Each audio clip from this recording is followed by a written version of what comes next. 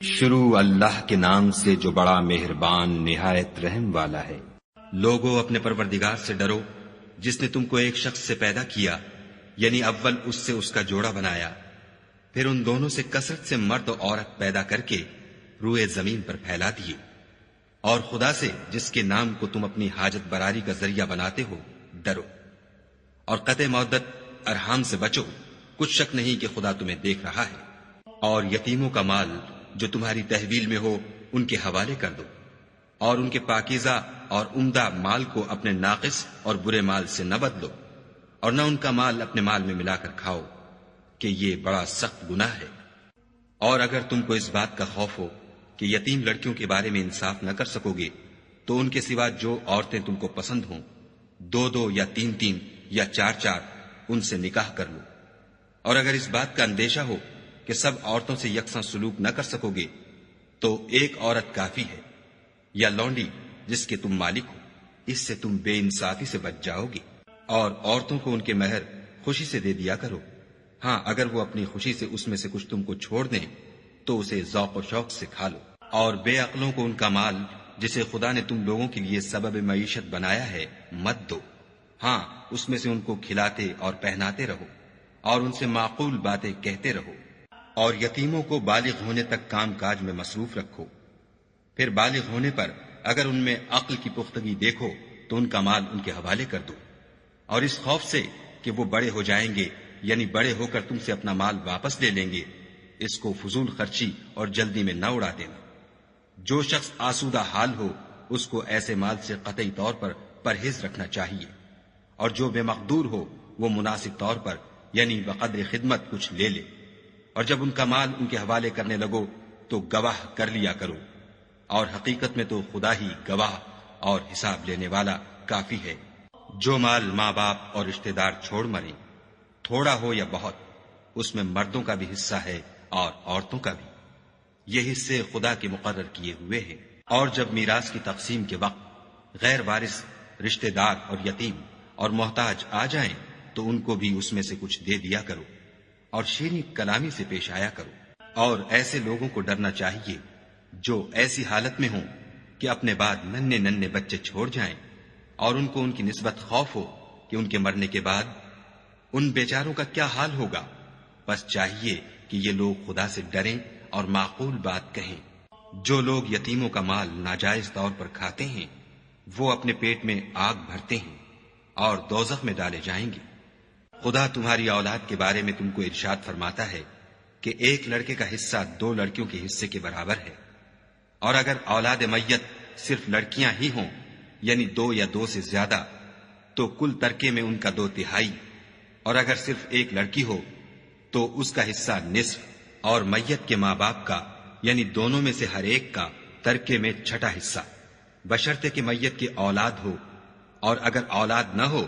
اور صرف ماں باپ ہی اس کے وارث ہوں تو 1/3 ماں کا حصہ، اور اگر میت کے بھائی بھی ہوں تو ماں کا 1/6 حصہ۔ اور یہ تقسیم ترکہ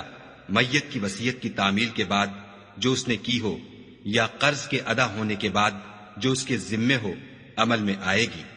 تم کو معلوم نہیں کہ تمہارے باپ دادوں اور بیٹوں پوتوں میں سے فائدے کے لحاظ سے کون تم سے زیادہ قریب ہے۔ یہ حصے خدا کے مقرر کیے ہوئے ہیں، اور خدا سب کچھ جاننے والا اور حکمت والا ہے۔ اور جو مال تمہاری عورتیں چھوڑ مریں، اگر ان کے اولاد نہ ہو تو اس میں نصف حصہ تمہارا، اور اگر اولاد ہو تو ترکے میں تمہارا حصہ 1/4۔ لیکن یہ تقسیم وصیت کی تعمیل کے بعد جو انہوں نے کی ہو یا قرض کے ادا ہونے کے بعد جو ان کے ذمے ہو کی جائے گی۔ اور جو مال تم مرد چھوڑ مرو اگر تمہارے اولاد نہ ہو تو تمہاری عورتوں کا اس میں 1/4 حصہ، اور اگر اولاد ہو تو ان کا 8واں حصہ۔ یہ حصے تمہاری وصیت کی تعمیل کے بعد جو تم نے کی ہو اور ادائے قرض کے بعد تقسیم کیے جائیں گے۔ اور اگر ایسے مرد یا عورت کی میراث ہو جس کے نہ باپ ہو نہ بیٹا مگر اس کے بھائی یا بہن ہو تو ان میں سے ہر ایک کا 1/6 حصہ، اور اگر ایک سے زیادہ ہوں تو سب 1/3 میں شریک ہوں گے۔ یہ حصے بھی بعد ادائے وصیت و قرض بشرطے کہ ان سے میت نے کسی کا نقصان نہ کیا ہو تقسیم کیے جائیں گے۔ یہ خدا کا فرمان ہے، اور خدا نہایت علم والا اور نہایت حلم والا ہے۔ تمام احکام خدا کی حدیں ہیں، اور جو شخص خدا اور اس کے پیغمبر کی فرما برداری کرے گا خدا اس کو بہشتوں میں داخل کرے گا جن میں نہریں بہ رہی ہیں، وہ ان میں ہمیشہ رہیں گے، اور یہ بڑی کامیابی ہے۔ اور جو خدا اور اس کے رسول کی نافرمانی کرے گا اور اس کی حدوں سے نکل جائے گا اس کو خدا دوزخ میں ڈالے گا جہاں وہ ہمیشہ رہے گا، اور اس کو ذلت کا عذاب ہوگا۔ مسلمانوں، تمہاری عورتوں میں جو بدکاری کا ارتکاب کر بیٹھیں ان پر اپنے لوگوں میں سے 4 شخصوں کی شہادت لو۔ اگر وہ ان کی بدکاری کی گواہی دیں تو ان عورتوں کو گھروں میں بند رکھو یہاں تک کہ موت ان کا کام تمام کر دے یا خدا ان کے لیے کوئی اور سبیل پیدا کرے۔ اور جو 2 مرد تم میں سے بدکاری کریں تو ان کو ایذا دو، پھر اگر وہ توبہ کر لیں اور نیکوکار ہو جائیں تو ان کا پیچھا چھوڑ دو۔ بے شک خدا توبہ قبول کرنے والا اور مہربان ہے۔ خدا انہی لوگوں کی توبہ قبول فرماتا ہے جو نادانی سے بری حرکت کر بیٹھتے ہیں پھر جلد توبہ کر لیتے ہیں، بس ایسے لوگوں پر خدا مہربانی کرتا ہے اور وہ سب کچھ جانتا اور حکمت والا ہے۔ اور ایسے لوگوں کی توبہ قبول نہیں ہوتی جو ساری عمر برے کام کرتے رہیں یہاں تک کہ جب ان میں سے کسی کی موت آ موجود ہو تو اس وقت کہنے لگے کہ اب میں توبہ کرتا ہوں۔ اور نہ ان کی توبہ قبول ہوتی ہے جو کفر کی حالت میں مرے۔ ایسے لوگوں کے لیے ہم نے عذاب علیم تیار کر رکھا ہے۔ مومنو، تم کو جائز نہیں کہ زبردستی عورتوں کے وارث بن جاؤ، اور دیکھنا اس نیت سے کہ جو کچھ تم نے ان کو دیا ہے اس میں سے کچھ لے لو۔ انہیں گھروں میں مت روک رکھنا، ہاں اگر وہ کھلے طور پر بدکاری کی مرتکب ہوں تو روکنا نامناسب نہیں، اور ان کے ساتھ اچھی طرح سے رہو سہو۔ اگر وہ تم کو ناپسند ہوں تو عجب نہیں کہ تم کسی چیز کو ناپسند کرو، اور خدا اس میں بہت سی بھلائی پیدا کر دے۔ اور اگر تم ایک عورت کو چھوڑ کر دوسری عورت کرنا چاہو، سمال دے چکے ہو تو اس میں سے کچھ مت لینا، بھلا تم ناجائز طور پر اور صریح ظلم سے اپنا مال اس سے واپس لوگے؟ اور تم دیا ہوا مال کیوں کر واپس لے سکتے ہو جبکہ تم ایک دوسرے کے ساتھ صحبت کر چکے ہو، اور وہ تم سے عہد واسق بھی لے چکی ہیں۔ اور جن عورتوں سے تمہارے باپ نے نکاح کیا ہو ان سے نکاح نہ کرنا مگر جاہلیت میں جو ہو چکا سو ہو چکا۔ یہ نہایت بے حیائی اور خدا کی ناخوشی کی بات تھی اور بہت برا دستور تھا۔ تم پر تمہاری مائیں اور بیٹیاں اور بہنیں اور پھوپھیاں اور خالائیں اور بھتیجیاں اور بھانجیاں اور وہ مائیں جنہوں نے تم کو دودھ پلایا ہو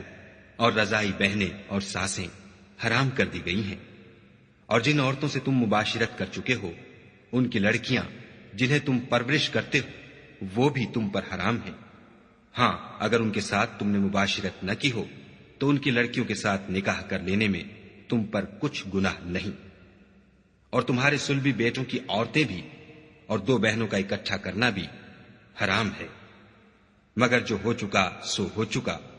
بے شک خدا بخشنے والا اور رحم والا ہے۔ اور شوہر والی عورتیں بھی تم پر حرام ہیں مگر وہ جو اسیر ہو کر لونڈیوں کے طور پر تمہارے قبضے میں آ جائیں۔ یہ حکم خدا نے تم کو لکھ دیا ہے، اور ان محرمات کے سوا اور عورتیں تم کو حلال ہیں اس طرح سے کہ مال خرچ کر کے ان سے نکاح کر لو،